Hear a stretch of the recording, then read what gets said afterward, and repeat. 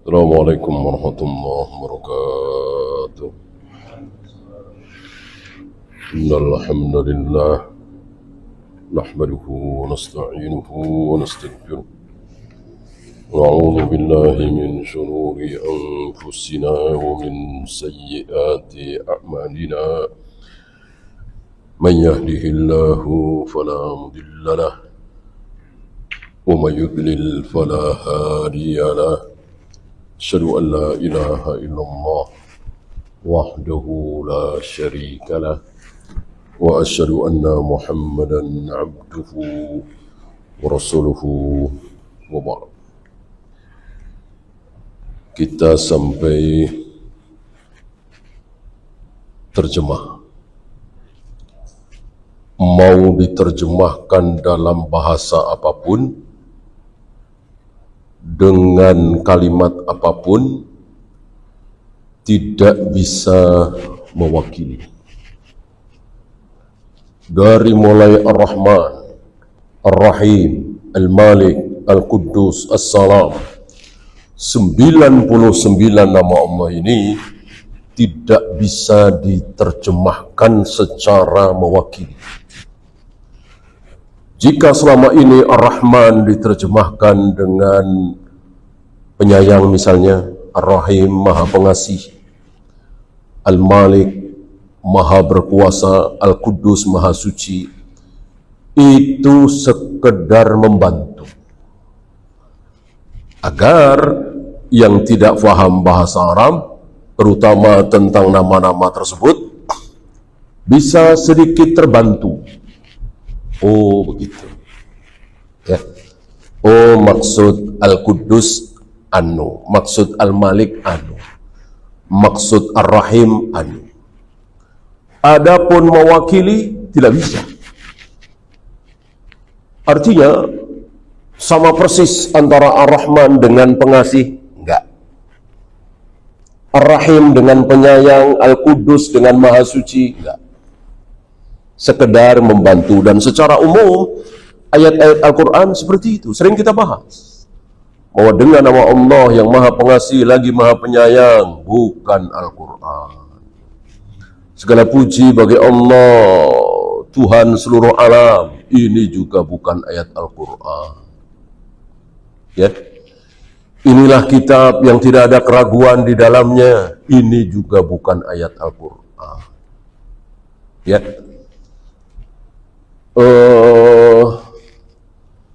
Celakalah kedua tangan Abu Lahab, celakalah dia, sama, ini juga bukan ayat Al-Quran.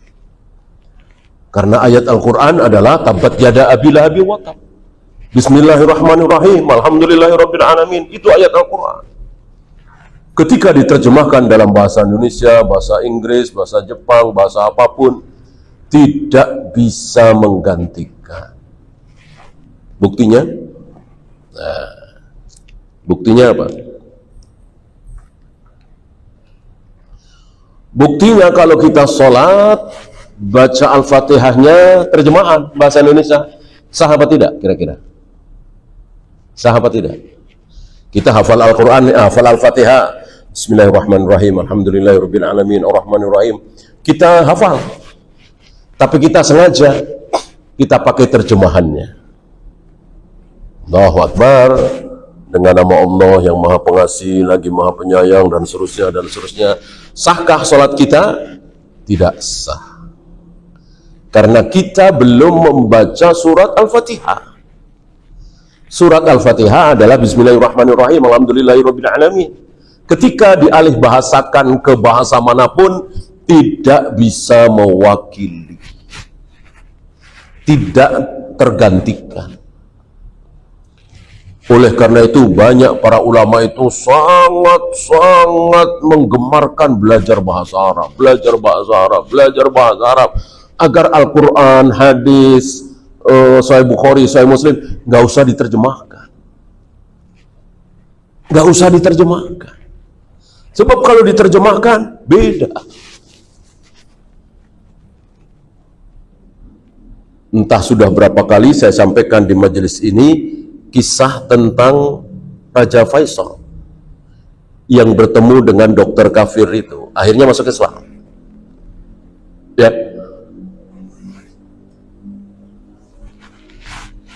Awalnya si dokter kafir ini, yang masih kafir ini, baca Al-Quran, mungkin sudah ada ketertarikan barangkali ya. Dari dulu sampai hari ini selalu ada ya. Selalu ada orang-orang kafir yang tertarik mempelajari Islam.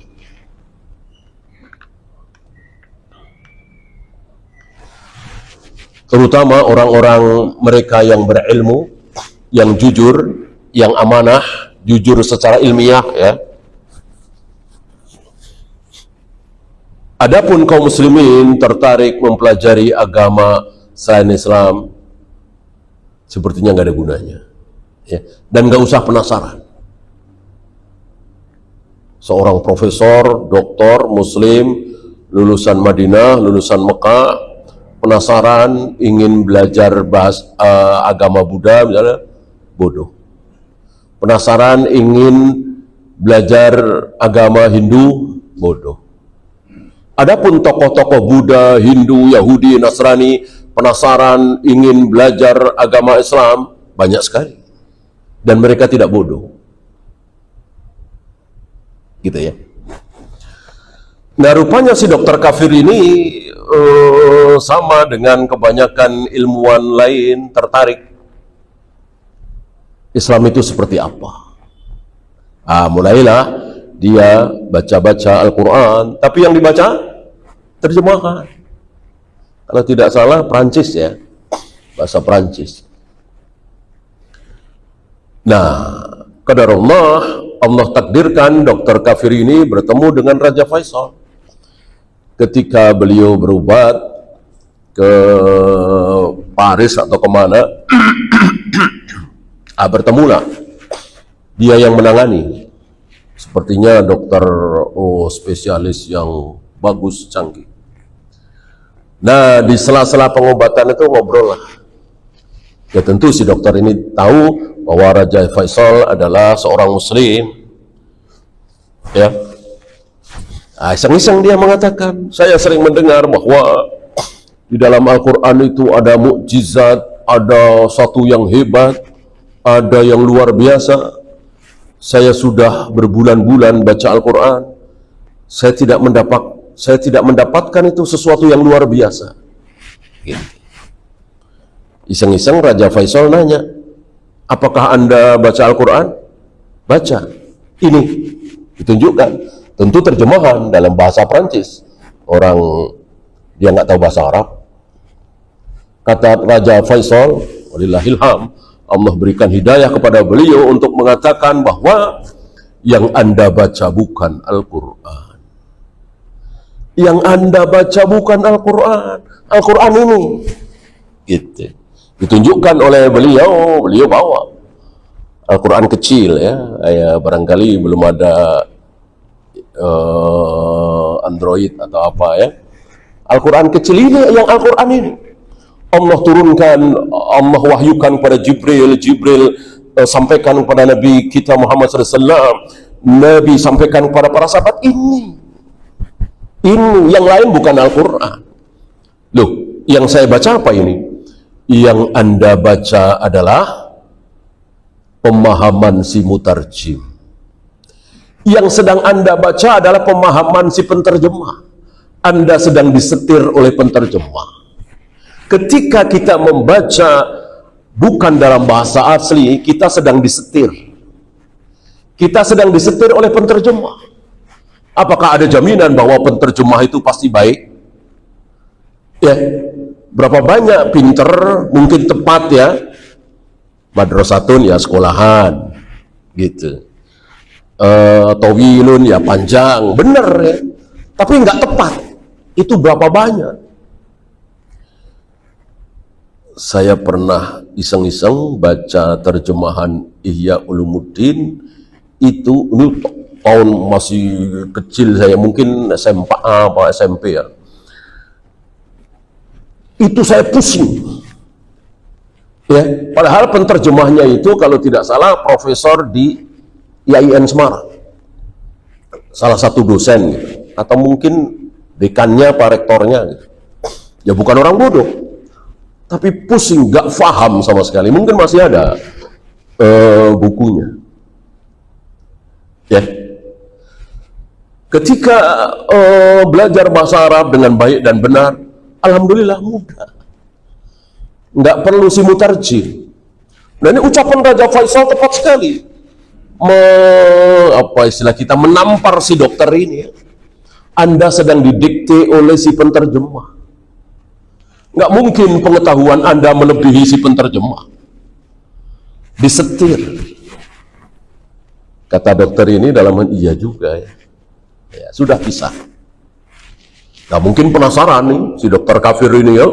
Dia belajar bahasa Arab, belajar bahasa Arab, belajar bahasa Arab. Karena cerdas mungkin, pinter ya. Setahun atau hampir 2 tahun ketemu lagi dengan Raja Faisal, mungkin berobat lagi gitu ya. Masih ingat rupanya dua-duanya. Raja Faisal nanya, bagaimana Anda sudah belajar bahasa Arab? Dijawab oleh si dokter ini, bukan belajar bahasa Arab lagi, saya sudah bersyahadat, asyhadu an la ilaha illallah, asyhadu anna Muhammadar Rasulullah. Betul kata Anda, saya menjadi faham, saya merasakan kehebatan dan sesuatu yang luar biasa dalam Al-Quran setelah saya belajar bahasa Arab. Ya tentulah, Al-Quran itu sudah dijanjikan oleh Allah, inna anzalnahu Qur'anan Arabiyyan. Al-Quran ini kami turunkan betul-betul dalam bahasa Arab yang jelas, tidak tercampur dengan yang bukan Arab. Oleh karena itu para ulama membagi Al-Quran itu, untuk memahami Al-Quran itu dibagi 4. 1, ayat-ayat yang bisa difahami oleh siapa saja, walaupun orang bodoh, taruhlah baru masuk Islam, dia baca walaupun dalam terjemahan ya, Qul huwallahu ahad, Allahus samad, lam yalid walam yulad. Baru masuk Islam baca ini, insya Allah langsung paham bahwa Allah itu jumlahnya cuma 1, tidak beranak, tidak diperanakkan. Ya. Hurrimat alaikumul maitatu waddam balahmul khinzir. Diharamkan kepada kalian darah, bangkai, daging babi. Baru masuk Islam, baca ayat ini langsung faham. Ya. Tapi jangan lupa ada jenis kedua. Ada ayat-ayat yang tidak bisa difahami kecuali bagi yang sudah belajar. Kalau nggak belajar, nggak paham. Baru masuk Islam, tiba-tiba baca aqimus shalah wa atuz zakah, dirikanlah salat, bayarlah zakat. Paham? Paham dari mana? Salat itu apa? Awalnya apa? Maghrib berapa rakaat? Subuh berapa rakaat? Nggak tahu. Nggak tahu. Akan bisa difahami oleh orang yang berilmu, yang sudah belajar. Zakat berapa persen, yang harus dizakati apa saja, nggak tahu. Ya, ini banyak sekali. Jenis kedua.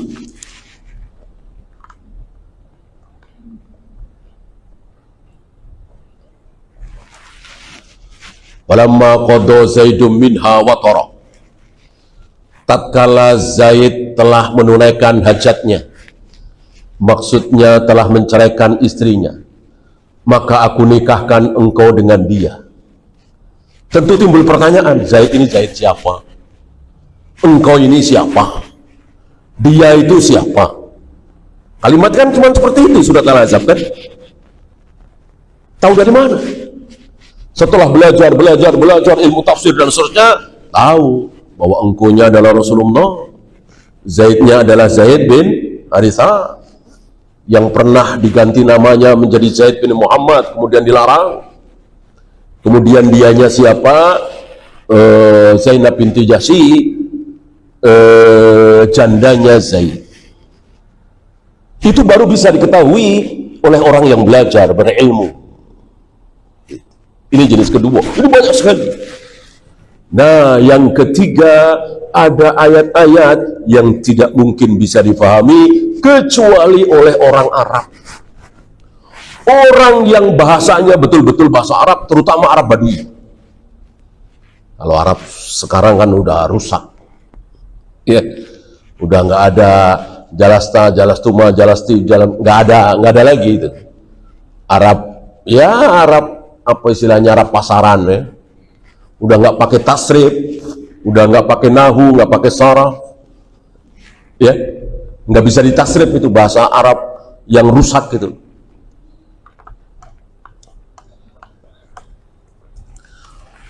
Padahal Umar dulu pernah prihatin ketika melihat anak muda cara manahnya itu salah, bukan begini tapi begitu, salah. Habis itu dia mengatakan sesuatu dalam bahasa Arab, salah. Secara nahwu saraf, salah. Kata Umar, tadi aku melihat engkau cara memanah salah, aku sedih, prihatin.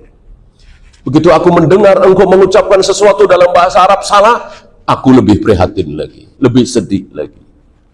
Karena ini modal untuk memahami firman Allah bahasa Arab. Ya. Dan itu banyak. Ya. Tajri bi a'yunina. Kapal Nabi Nuh berjalan bersama mata kami, kaminya Allah. Ini orang yang bukan Arab akan mengatakan berarti mata Allah ada di kapalnya Nabi Nuh. Mungkin ada yang memahami seperti itu. Tapi orang Arab faham. Dan orang Arab tidak mengatakan ini harus ditakwil. Ini harus ditakwil bahwa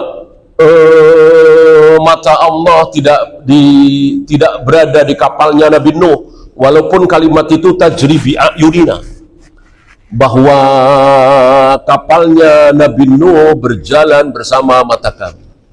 Kalau orang kita mengatakan oh takwil, oh itu takwil, berarti mata Allah, sifat Allah boleh ditakwil. Enggak, ini bukan takwil.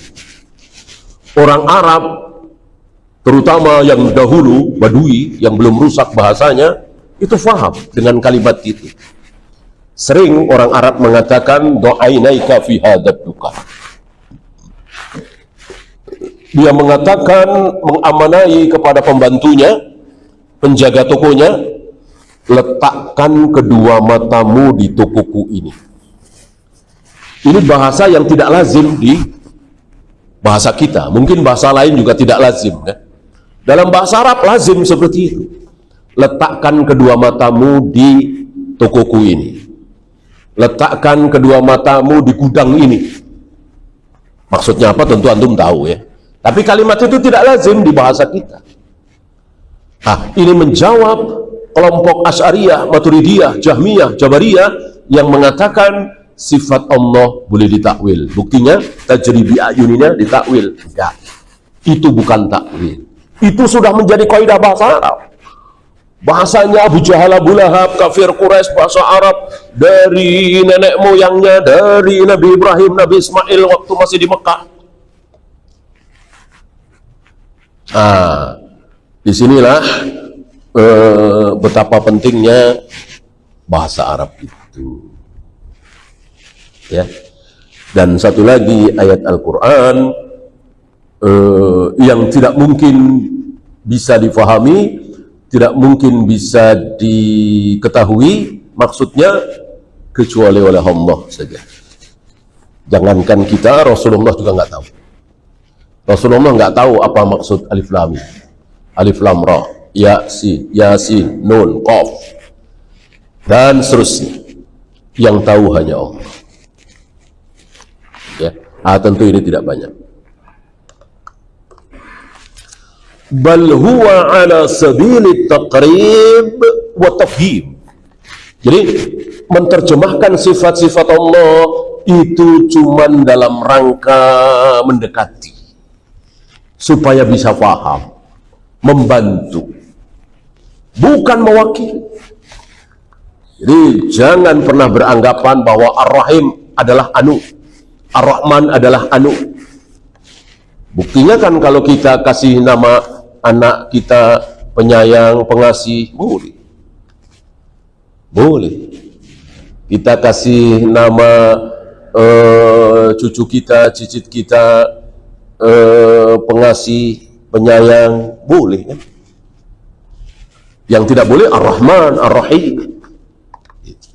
Karena pengasih, penyayang bukan nama Allah. Nama Allah sekali lagi Ar-Rahman, Ar-Rahim. Ketika diterjemahkan sudah bukan nama Allah lagi.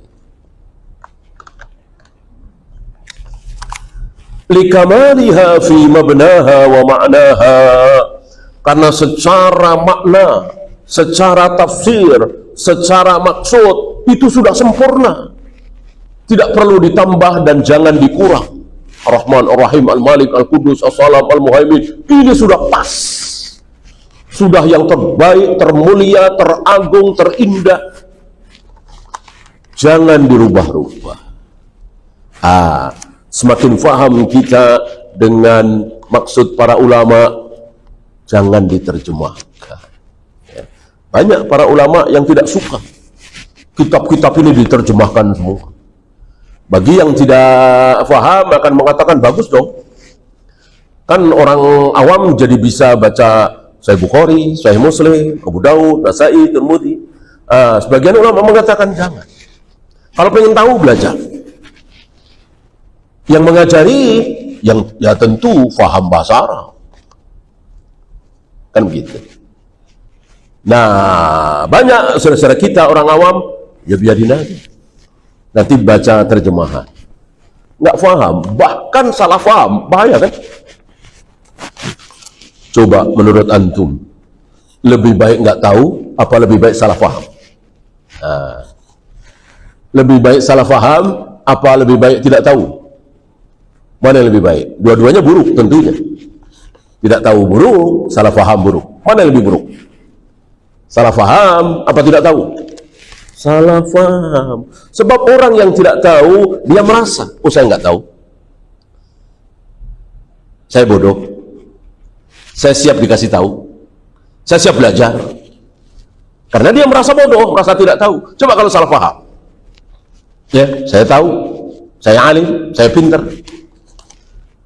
Orang saya mesantren 15 tahun. Saya belajar ini, belajar itu. Yang dipelajarin salah. Subhat. Di sinilah kita bisa memahami ucapan para imam, ucapan Sufyan Ats-Tsauri, Sufyan bin Uyainah dan lain-lain. As-subhatu awil bid'atu ahabbu ila iblis minal ma'siyah. Bahwa subhat itu, bid'ah itu lebih disukai oleh iblis daripada zina, khamr, judi, korupsi, membunuh. Karena dosa-dosa tadi, berzina, minum khamr, berjudi dan seterusnya, disadari oleh pelakunya. Adapun subhat, bid'ah tidak. Tidak. Ya yang gampang aja lah. Dua-duanya buruk. Tapi mana yang lebih buruk? Pelacur, pemerkosa tapi muslim, apa pendeta pastor? Antum bisa jawab. Antum bisa jawab. Sejelek-jelek pelacur, pemerkosa, germo, penjudi, kalau dia Islam masih ada harapan masuk surga. Adapun pendeta, pastor, siapapun yang non muslim kafir, mau jujur, amanah, pemberani, kekal di neraka selama-lamanya. Ini contoh mudahnya. Maka bersyukur yang luar biasa kita kalau sampai kita selamat dari syubhat. Nikmat yang luar biasa. Antum cuman anak ngaji, ya ngaji seminggu sekali, seminggu 2 kali, bukan lulusan pesantren, tapi antum bisa membedakan mana yang sunnah, mana yang bid'ah. Sementara profesor, doktor, hafal Al-Quran, hafal ratusan bahkan ribuan hadis, tapi terkena syubhat. Gimana kita tidak bersyukur? ketika kita selamat dari syubhat.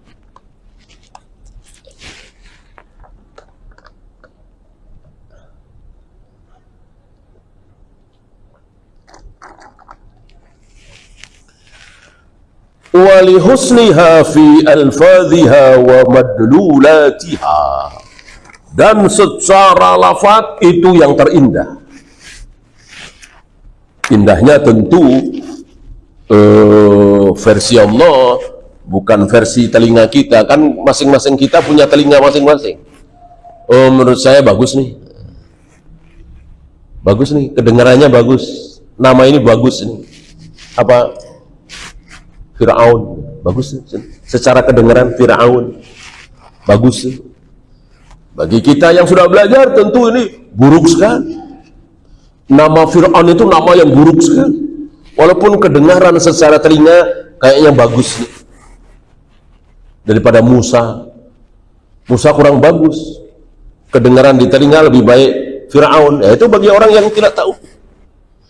Bagi orang yang tahu tentu dibayar sekian juta juga nggak mau. Punya anak, punya cucu disuruh kasih nama Fir'aun, ya, atau Abu Jahal atau Abu Lahab.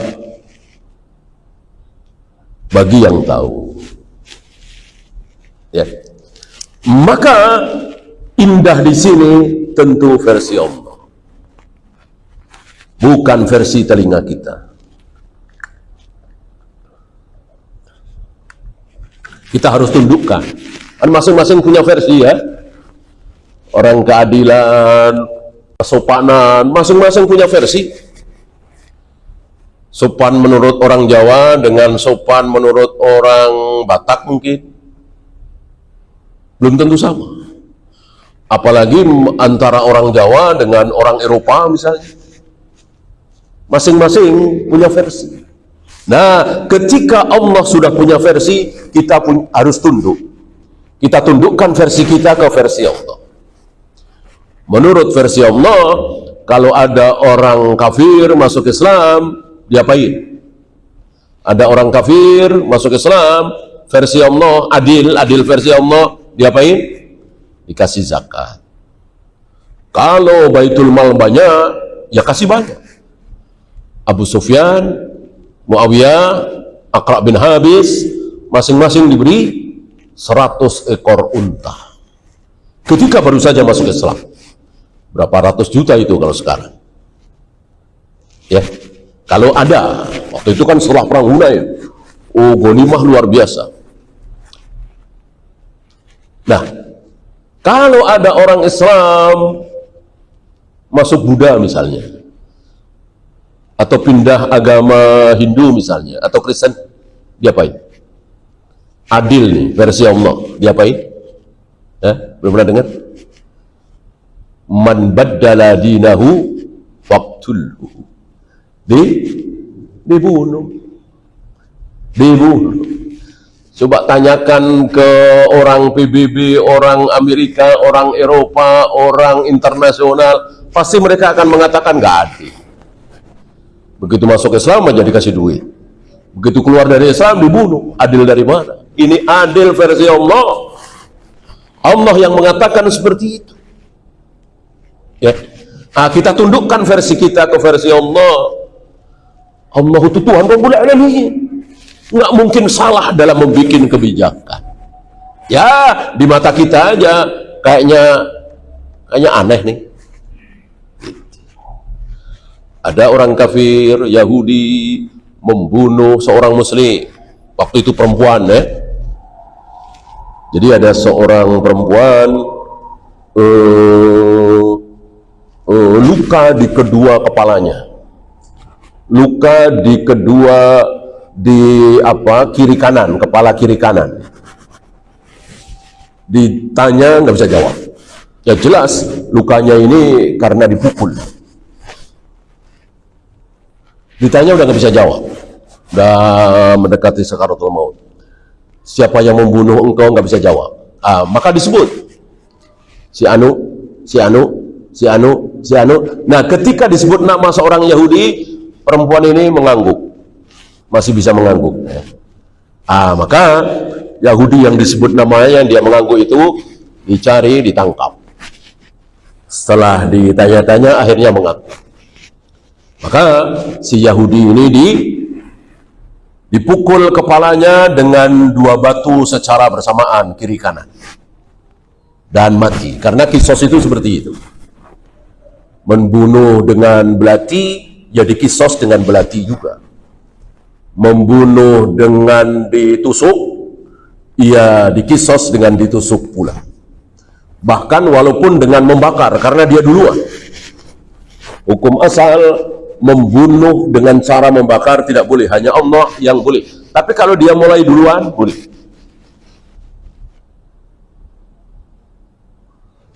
Nah, itulah kisos, ya. Yahudi atau kafir atau non muslim membunuh seorang muslim, dikisos. Nah, sekarang ada seorang muslim membunuh orang kafir, mungkin Buddha atau Konghucu atau Nasrani, dikisos apa tidak? Dikisos apa tidak? Jawabnya tidak. Tidak. Adilkah? Adil. Allah yang menentukan ini. Allah Maha Adil. Ali bin Abi Thalib punya catatan. Ada beberapa catatan mengenai sabda-sabda Nabi. Salah satunya itu, al-muslimu la yuqtalu bikafirin. Seorang muslim tidak boleh dikisos, dibunuh, gara-gara dia membunuh orang kafir. Dosa tetap dosa, tapi tidak dikisos. Ya, terserah. Apa di penjara, apa yang jelas tidak boleh dikisos. La yuqtalu muslimun bikafir. Adilkah? Yang nggak adil kalau menurut orang kafir. Karena ini hukum Allah, nggak mungkin hukum Allah zalim. Ya. Nah, di mata Allah, di mata syariat, orang kafir betul-betul tidak ada harga. Ya. Bahkan Allah lebih menghargai binatang. Nanti di akhir zaman Allah mengizinkan binatang-binatang, terutama binatang buas, itu berada di sekitar Ka'bah. Adapun orang-orang kafir Allah nggak izinkan. Allah lebih ridho Ka'bah dan sekitarnya diinjak-injak oleh binatang daripada orang kafir. Di sampai akhir zaman Ka'bah, Masjidil Haram selamat dari orang kafir. Ini salah satu janji Allah lewat lisan Nabi alaihi salatu wassalam, la hijrata ba'dal fathi. Setelah Futuh Mekah tidak ada hijrah lagi dari Mekah. Artinya Mekah itu sampai hari kiamat tidak mungkin menjadi negeri kafir lagi. Jaminan. Adapun Mesir, Indonesia, Malaysia nggak ada jaminan. Satu saat Malaysia menjadi negara kafir, mungkinkah? Mungkin. Satu saat Mesir, Indonesia menjadi negara kafir, mungkinkah? Tidak mustahil. Yang mustahil Makkah dengan Madinah, tentunya Allah jamin. Allah lebih ridha Mekah Madinah diinjak-injak oleh binatang buas daripada diinjak oleh orang kafir. Ya. Maka mau kebijakan apapun yang diterapkan oleh penguasa Mekah Madinah sampai kapanpun, ya, insya Allah ini jaminan dari Allah.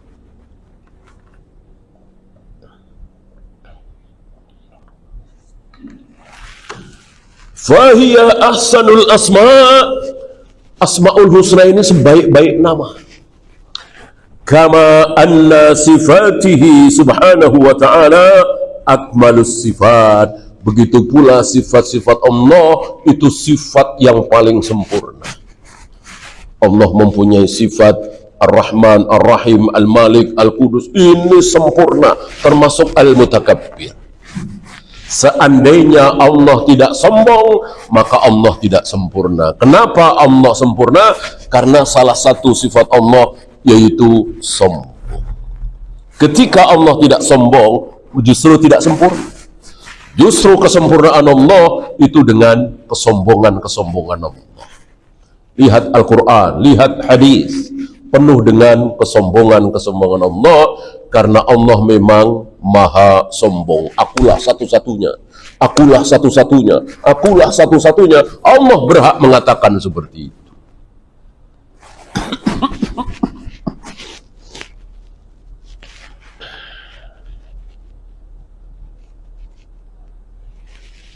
Wal wasfu bil husna wasfun laha kulluha.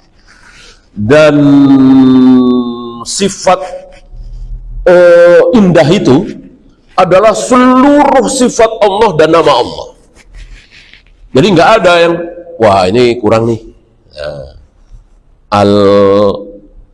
Al-Muhaimin misalnya, atau Al-Jabbar misalnya, atau Ar-Razzaq nih, nggak ada.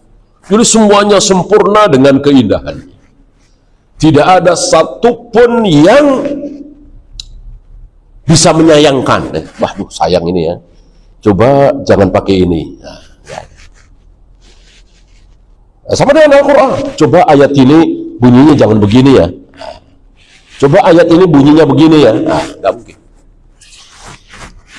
Tulisan siapapun, hatta tulisan Imam Bukhari ada. Ya.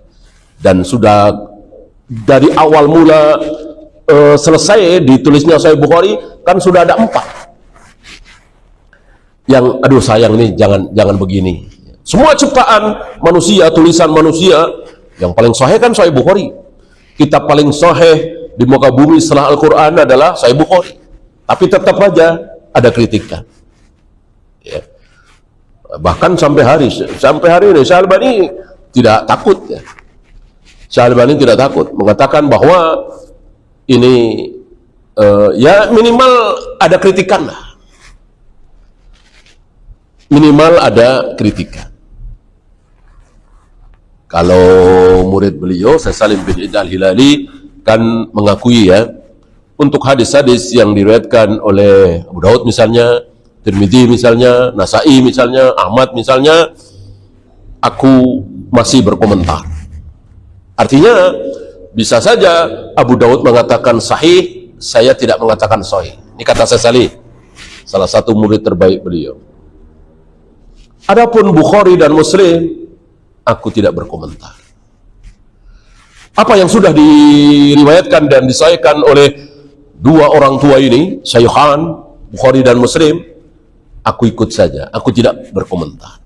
Itulah Syekh Salim bin Id Al-Hilali. Gurunya Syekh Albani tetap berkomentar. Ya, barangkali dari sinilah sebagian saudara-saudara kita di negeri kita ini mengkritik Syekh Albani, merendahkan Syekh Albani, berani-beraninya. Padahal biasa, itu sudah dari dulu. Karena sekali lagi, yang tidak bisa dikritik hanya Al-Quran. Sahih Bukhari, Sahih Muslim dan lain-lain masih bisa dikritik. Tentu ilmiah ya, tentu bagi yang mampu. Ya saudara-saudara kita yang mengaku ahli hadis di negeri kita ini mungkin nggak sanggup. Ya. Lalu melihat kesanggupan Syekh Albani mengkritik Bukhari, Muslim, merasa heran barangkali. Kan dulu ada ya imam, sepertinya hari ini sudah tidak ada ya, imam Masjid Istiqlal ya. Itu menjelekkan Syekh Albani, mengkritik Syekh Albani karena ya itu tadi, berani-beraninya mengkritik Bukhari. Enggak masalah. Bahkan Imam Daruqutni itu 200 hadis di dalam Sahih Bukhari didhaifkan oleh Imam Daruqutni. Enggak masalah. Walaupun setelah diteliti lebih lanjut, para imam berpihak kepada Bukhari, tidak berpihak kepada Daruqutni. Setidaknya ini ilmiah, enggak masalah. Bukan asal ngomong. Gitu. Ilmiah bantah dengan ilmiah. Mestinya nggak usah mengkritik Syekh Albani sedemikian rupa, ya tinggalannya yang didhaifkan oleh Syekh Albani hadis Sahih Bukhari itu yang mana sanadnya, dibantah lagi, ya begitu mestinya. Nggak usah merasa tersinggung dengan apa yang dilakukan oleh Syekh Albani. Wallahu a'lam. Ya, itu saja. Ada pertanyaan? Silakan.